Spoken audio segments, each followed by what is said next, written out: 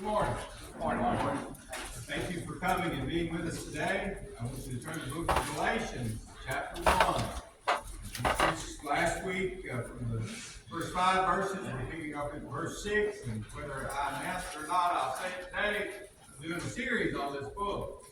And so we'll be moving through this book for the next several weeks. And I encourage you to read it just in one setting. Sit down and read the whole book, which will take you no more than 20 minutes.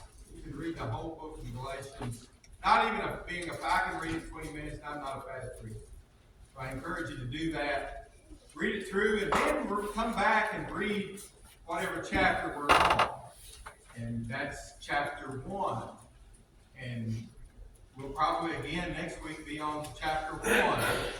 And if you would do that, like on Saturday, and read it, and think about this, whatever next section's coming, and try to guess what I'm going to say about it. See if the things you find are the things I find. You might find things in there that I don't see, that I overlook, but it'll really help you. That's investing. When you invest in something, you get more out of it. So take the time to do that. It's a small thing to do that as far as the effort and time, but it's a very rewarding thing for you spiritually to do. So I encourage you to do that. Now today we're looking at 6 through 10. Galatians chapter 1. I did say Galatians, didn't I? Okay. Galatians chapter 1, verses 6 through 10. Now, we're going to try to get into the message and move along, because we've got communion today, and I don't want to take up too much time, but I do want to say what's necessary about this text. This is the Word of God. You listen closely to it. Listen to Paul's words. I marvel that ye are so soon removed from him that called you into the grace of Christ unto another gospel, which is not another, but there be some that trouble you, and would pervert the gospel of Christ. But though we or an angel from heaven preach any other gospel unto you than that which we have preached unto you, let him be accursed. As we said before, so say I now again. If any man preach any other gospel unto you than that ye have received, let him be accursed. For do I now persuade men or God? Or do I seek to please men? For if I yet pleased men, I should not be the servant of Christ. We want to preach this morning on this thought: we must get the gospel right. 4 times in these 5 verses, Paul references the word gospel. He mentions here the gospel in these few verses. Not only does he mention it 4 times, he alludes to it as well. When he says, which is not another, in verse 7, he's there referring to the gospel. When he says in verse 10, for do I now persuade men or God, that question, that rhetorical question, is concerning his preaching of the gospel. So altogether, he is referencing the gospel in every passage in this, or every verse in this passage. It is the primary theme of this section. Not only is it the primary theme of this section, it stands out prominently in the ministry of Paul. Paul, in his writings of his various letters, at least 60 times, he mentions the gospel throughout all of his letters that he has written, that we have here contained in the Scriptures. Paul made some very interesting statements in relation to the gospel. Paul says in Romans 1:1 that he was separated unto the gospel, which meant that God had set him apart from other things in his life for the purpose of ministering the gospel. In Ephesians 3:7, he says of the gospel, whereof I was made a minister. And then he says this in 1 Corinthians 9:16, woe unto me if I preach not the gospel. He's announcing impending judgment upon himself if he fails to preach the gospel. Paul had a burden to proclaim the gospel of Jesus Christ. And Paul saw the ministering of the gospel and the propagation of the gospel as his primary function in the ministry. Paul went many places, and everywhere he would go, the one thing he would do is proclaim the gospel of Jesus Christ. So the gospel was important to Paul. And what Paul is telling us in these few verses is that the gospel needs to be important to us. And we need to get it right. We need to believe the true gospel. And we need to proclaim the true gospel. Both things he relates to in this passage. Both the believing and the preaching of the gospel message. The main thought is that we must get the gospel right to be right with God. Now that's important, is it not? Yes. That we be right with God. So that involves both believing the true gospel and proclaiming the true gospel. In this passage, Paul has three concerns that relates to getting the gospel right. Paul is concerned with the problem of the Galatians. That's in verse 7. He's also concerned about the perverting of the gospel.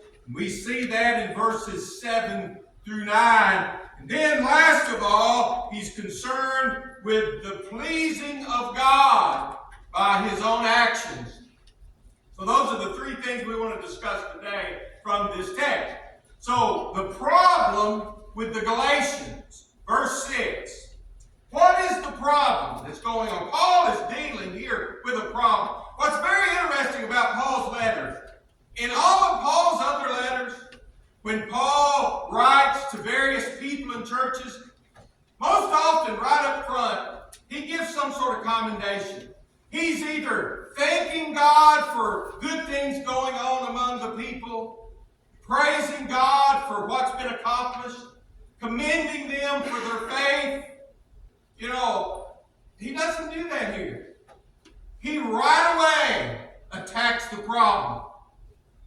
That tells me that this is a serious situation. So what does Paul do? He goes right to the problem. The problem was that the Galatian believers that he had preached to in the past now have come under the influence of false teachers. And it was causing them to be in a process of deserting God. That's what he states here in verse 6. The word removed here, it means to be in the process of turning away or deserting. It's in the present tense, which means it is an action that is currently taking place. They have not fully and completely removed themselves from God, but they're in the process of doing that because they're believing a false teaching. So they're moving away from God. That's a serious matter. The word removed has the idea of being a turncoat. You ever heard that term? A turncoat. A traitor. You know,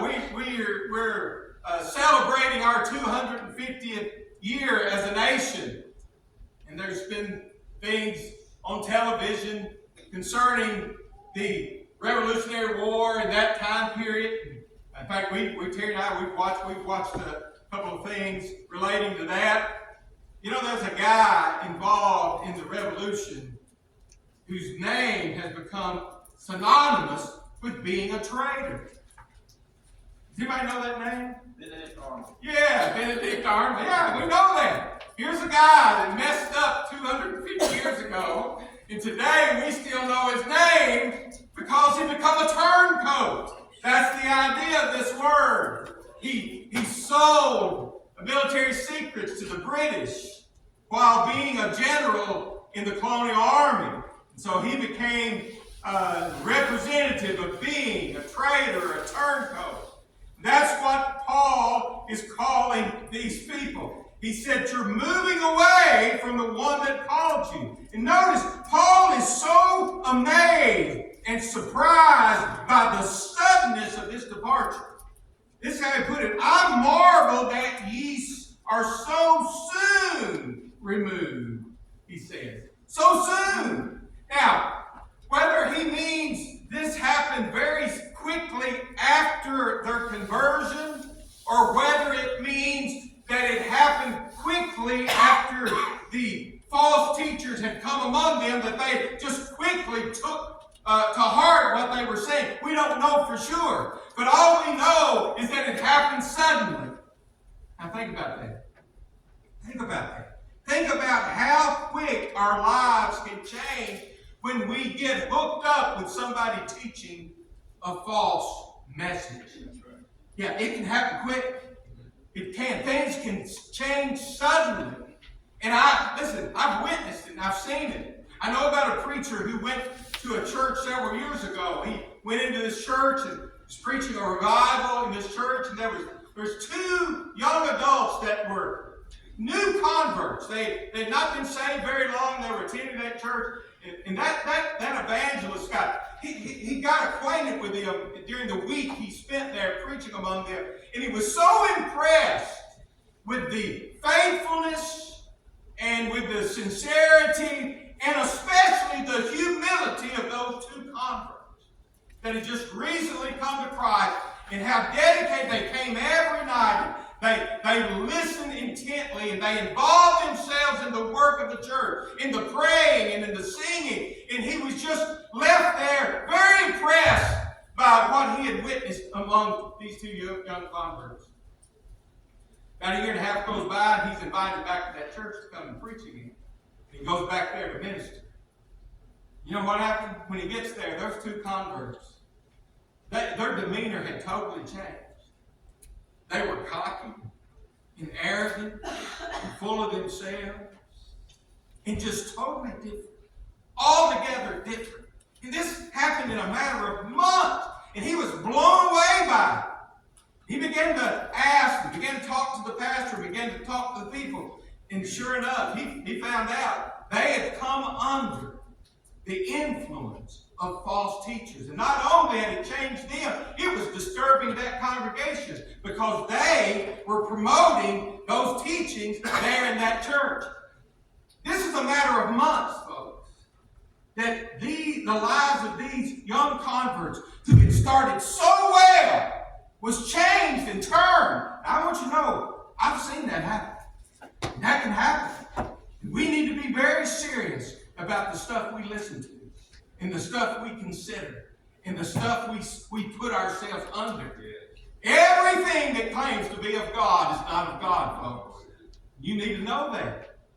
Now notice this. So he not only is moved by the suddenness of the departure, but the seriousness of the departure here as well, because notice what he says.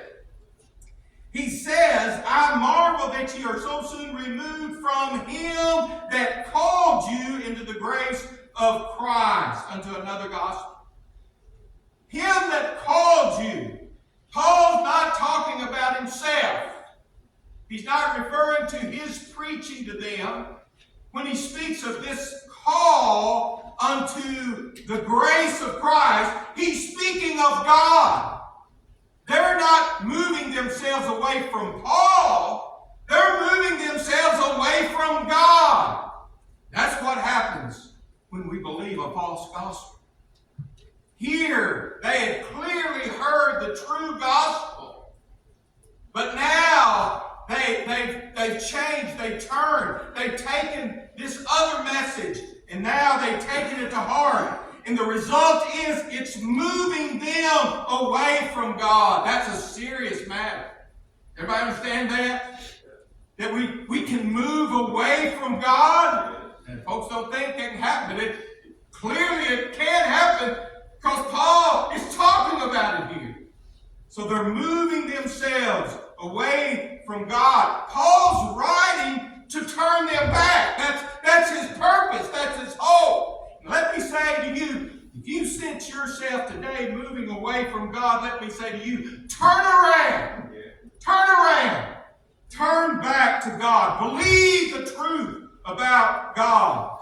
So this was a very, very serious matter. God, listen, if you're saved today, you're not saved because some preacher talked you into believing something. You're saved today because God called you unto the grace that is found in Jesus Christ. Amen. It's a matter of grace. That's a marvelous thing. What do you mean, preacher? Grace is a marvelous thing. Grace is God doing for us what we cannot do for ourselves. It's God showing His loving kindness upon us. Grace. Grace is giving to us what we do not deserve and cannot earn in any way for ourselves. When God calls, He calls by grace. God's doing a good thing for us. A marvelous thing. A wonderful thing. And now they're moving away from that. God's done this good thing. This wonderful thing. And now they're moving away to believe something that's not true. Something that's not so.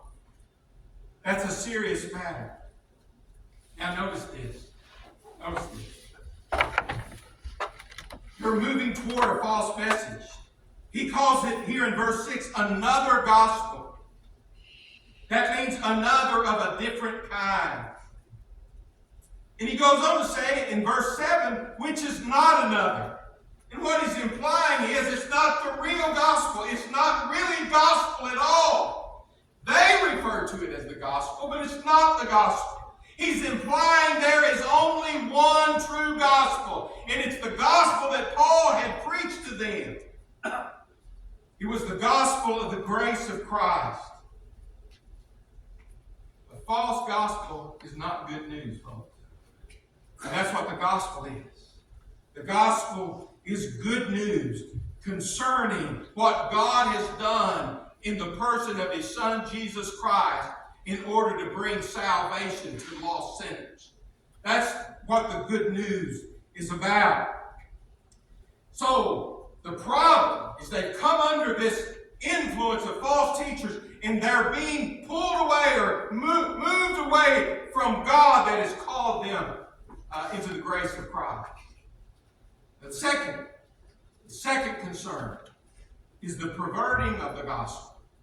And that's what he mentions here in verse 7, where he says that, but there be some that trouble you and would pervert the gospel of Christ. This perverting of the gospel, this changing of the gospel. He said this is trouble for you. What these false teachers have done, they've not brought you good news. They've brought trouble. The idea of that word trouble is to disturb, to cause confusion, to bring disorder. That's what false teaching does to a church. It brings confusion. It causes a disturbance among the congregants of any fellowship of believers. And that's what was happening here.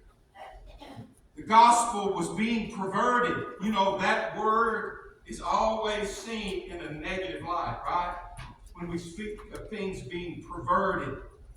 It means to change to something else, change to another. It speaks of a reversal. In the book of Acts, that word is used to describe the sun being turned to darkness. Get that picture. Get that illustration. That's what false teaching does. It takes you out of the light of God and it plunges you into darkness.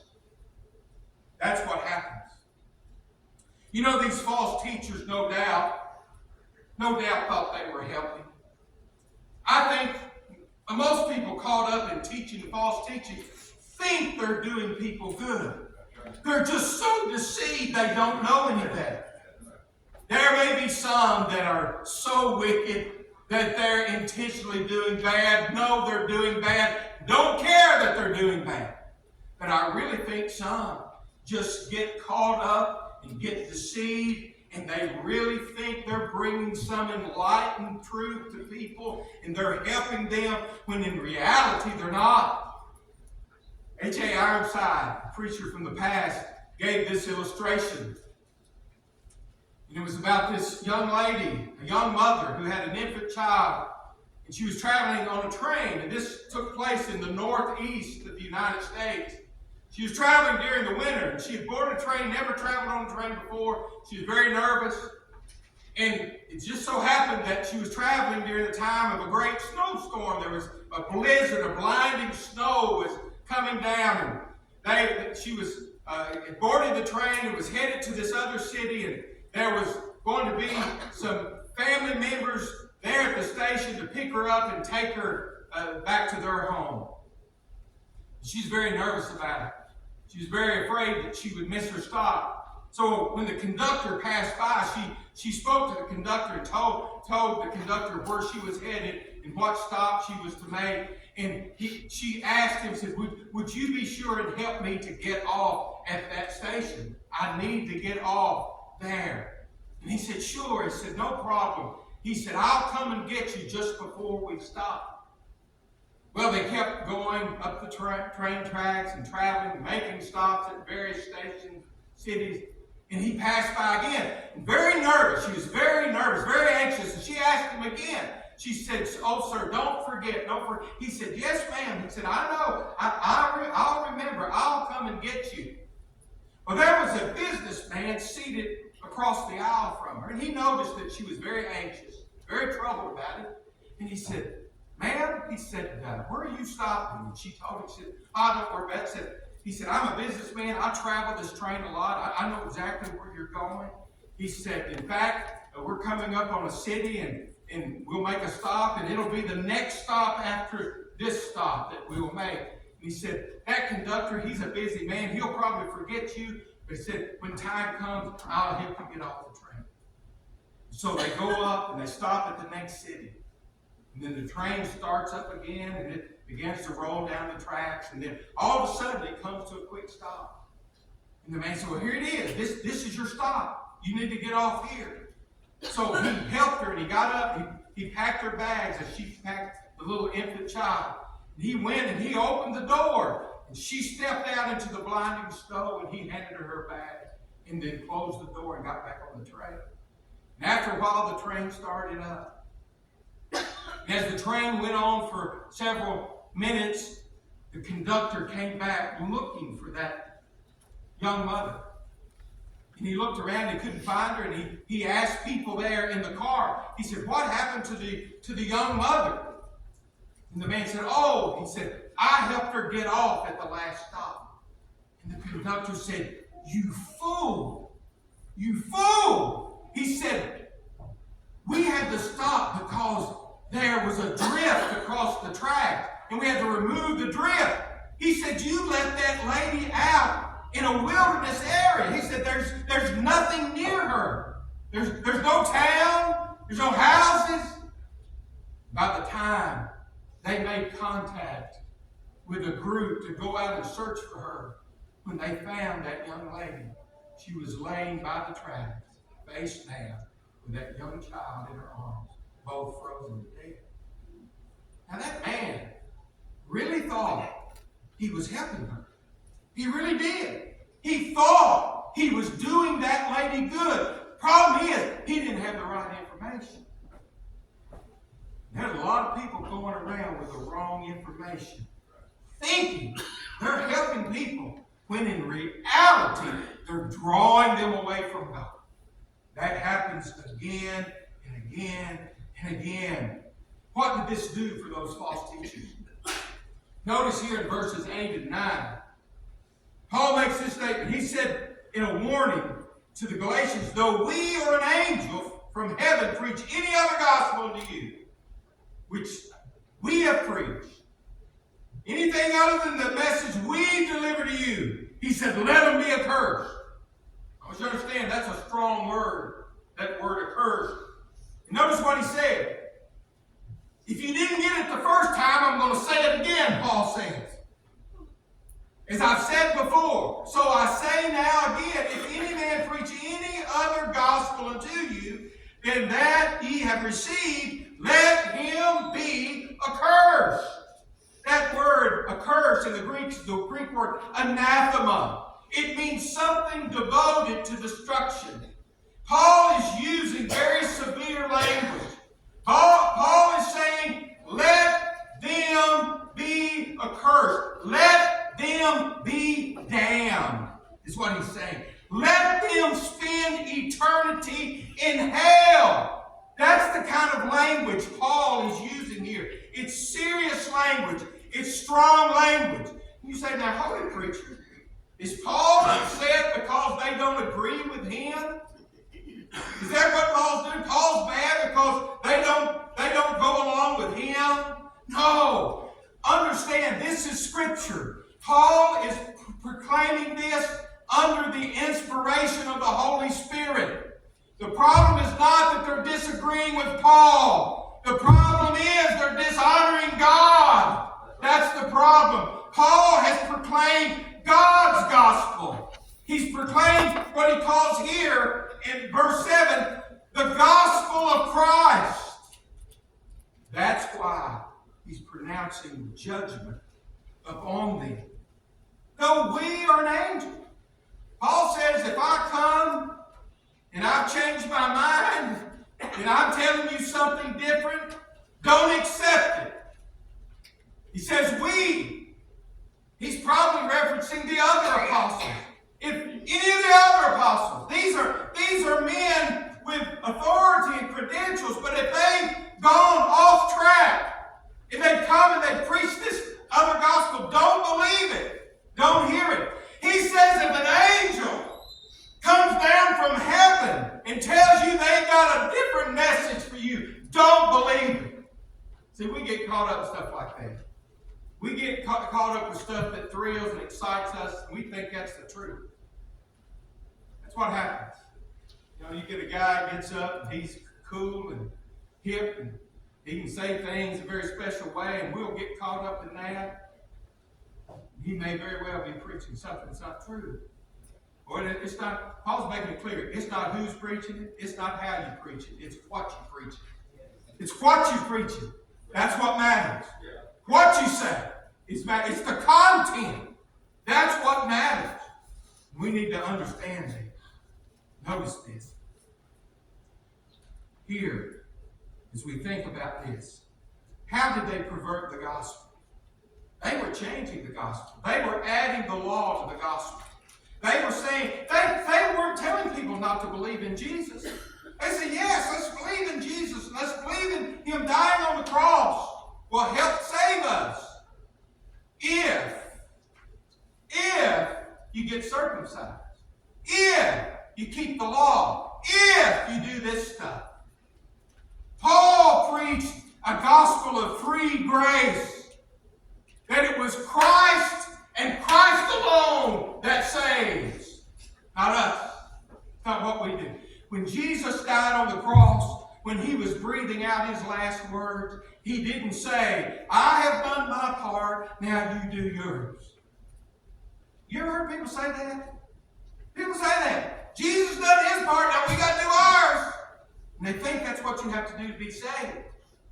That's not true. That's a false gospel. That's a false message. You better understand that. No, when Jesus was breathing his last breath, he said, "It is finished." And Paul was preaching a finished work. Listen, everything that needed to be done to save us was done by Jesus hanging on the cross. He bore our sin in his own body on the tree. Nothing you can do can rid yourself of your sin other than trusting Jesus and putting your faith in him. You say, "Now, Brother Gary, you've preached to us the need for us to do good works." Praise the Lord, I have. Just like James said. And even like Paul said.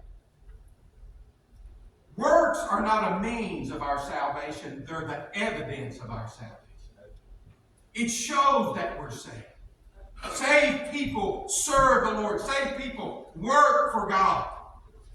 Paul says in Ephesians chapter 2, right below the section, he says, not of works, that we're saved by grace, not of works, lest any man should boast. But he says there, we're saved unto good works. We're saved for the purpose of serving the Lord and working for him. It's the evidence, not the means. Notice this. I got to quit. Notice this. The pleasing of God. Paul makes this question here, says a rhetorical question. He says, "For do I now persuade men or God?" Most commentators believe that he's referencing this because the false teachers were saying, Paul preaches this free grace, this idea of all you got to do is believe in Jesus, just trust his death. Paul's doing that just to please you, to make it easy for you to get into the kingdom. That's what they believe, that he's answering that accusation by this statement. What he's saying here, do I now persuade men or God? What he's saying, do I preach what I preach to win the favor of men or God? That's what he's saying. Which is it? Which am I doing? Am I a people pleaser? Well, he goes on to say, if I please people, I'm not the servant of Christ. You think about that. You think about that. You think about the philosophy we've had for a whole generation about church. Where we're told that the way, if we really want to get a lot of people, the way to do church is to find out what the people in your community want you to do, and you do that. We've been sold that. We've been sold that. If I understand Paul right, if what we're doing is to please people, we're not serving Christ. What's that? You say, but Brother Gary, that works. It works until it don't work. It works till it don't work. And we've watched it for a generation. Did you know some of the churches that started that right now over the last 10 years are imploding? They're imploding. Some have gone out of existence. From churches of multiple thousands to not being a church at all. Why? That is sinking sand, folks. Now that's not even the message I'm preaching. I just threw that in there. That's extra. That's extra. What is the message? We must get the gospel right to be right with God. If our message is not right, if the message we're believing and the message we're proclaiming is not right, if we're not believing the right message, we're moving away from God. If we turn to something else and we're believing something other than the free grace that's been offered, we're moving away from God. Yeah. If you're proclaiming that message, you're doomed. You have the judgment of God upon you. Let us preach the pure gospel, the true gospel, and then we will be as God pleases, not me. That's what Paul saw to me. We must get the gospel. All right. At this time, we're going to call our deacons forward, and we're going to prepare to serve communion. If you men would come, we'll do that.